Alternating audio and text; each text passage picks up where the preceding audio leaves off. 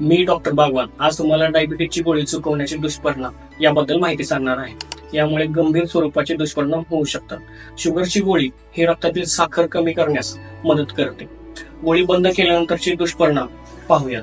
त्यातील मुख्य दुष्परिणाम आहे पहिलं हायपरग्लायसेमिया, शुगर खूप वाढते, रक्तात प्रमाण खूप वाढते शुगरचं. दुसरं आहे वजन कमी होणे, भूक लागते, जेवण जातं पण वजन कमी व्हायला सुरुवात होते.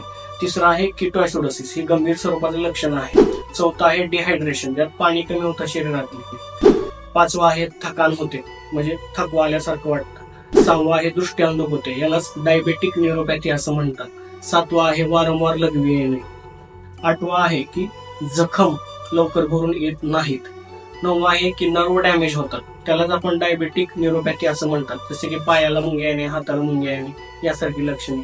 किडनी खराब होण्याची शक्यता असते.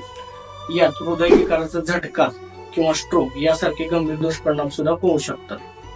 तरी तुम्ही तुमच्या फॅमिली डॉक्टरला दाखवा, त्यांचा सल्ला घ्या. गोळी बंद करण्याआधी किंवा कमी करण्याआधी डॉक्टरांचा सल्ला घ्या.